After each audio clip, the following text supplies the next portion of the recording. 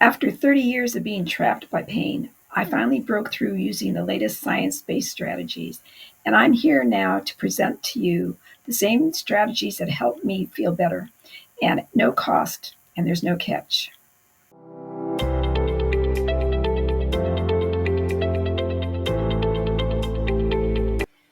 Greetings, it's nice to see you again. Today I'm going to be talking about something that often is neglected when you talk about pain, and that's the combination of pain and our emotions. So the brain doesn't process pain and emotions separately, so they're interconnected, and that's why we need to talk about them.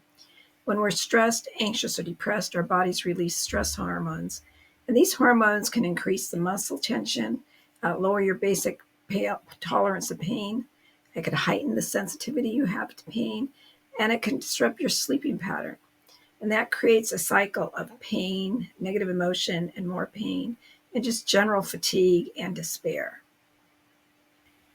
Some of the common emotional challenges that you may be experiencing while living with chronic pain is fear of movement or fear of re-injury, frustration about the limitations and how your life has changed.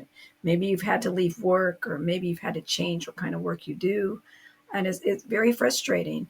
You may have some guilt about impacting your loved ones, whether it's the fact that you can't be as present in their life, or it's an economic thing. The other thing is anxiety about the future. What's going to happen? What is tomorrow going to bring? And finally, also the feeling of being misunderstood and feeling isolated from the life you used to have. All these are very common emotions. They are uncomfortable to have, and they can definitely amplify your pain. If you think about pain as being a stereo system and you bring in emotional issues, then it's turning up the volume of your pain. The good news is that now that you understand of the connection between pain and emotion, you can start looking towards strategies that you could do in your daily life to make your life better. And the first thing I'm going to talk about is the five senses grounding exercises. And that's using all your five senses to help you tap down your emotions. And the first thing that you do, you think of five, four, three, two, one.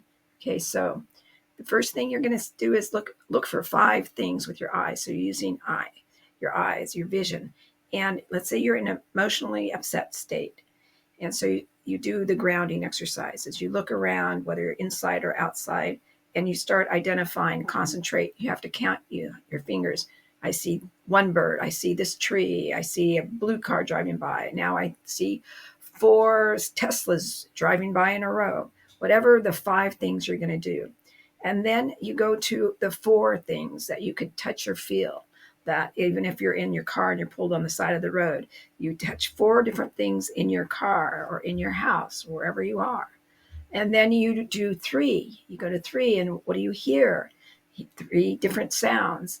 And then go to two, and that's your smell. And go to taste. And, taste may be a challenge if you're away and you can't put other things in your mouth like drinks or that, but maybe you're putting on a lipstick, or maybe you have some water you're drinking and it has a taste to you. You have to be creative sometimes, but you have to address all of your five senses. And again, start with five and then do the countdown. And I guarantee you, if you engage in that, you're disengaging from that emotional turmoil to calming yourself. So that's one strategy. Another strategy is something called the thought detective method. And that's when a difficult emotion arises, become a detective.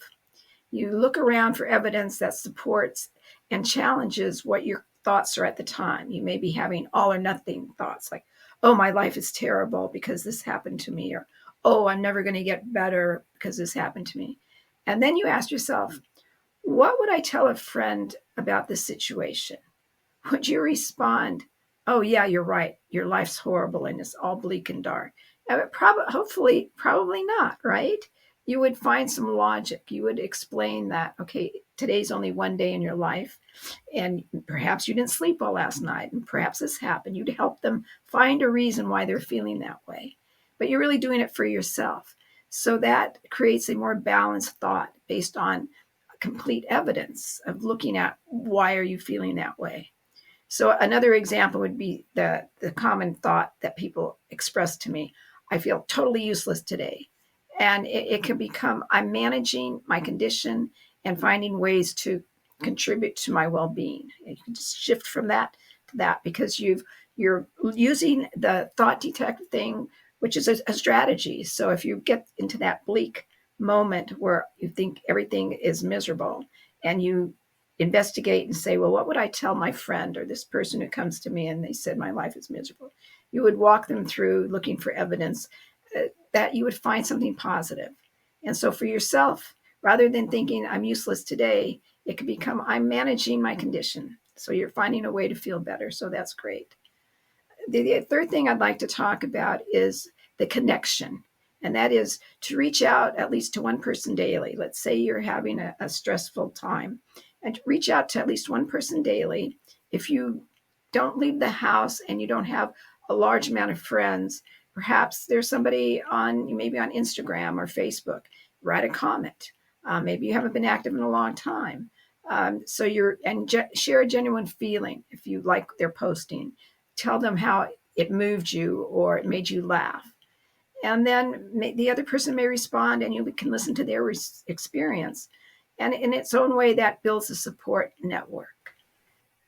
Remember, managing emotions isn't about eliminating them. It's taking small steps to do significant changes. And you start with one technique that resonates with you, and practice also self-compassion. You're doing the best you can.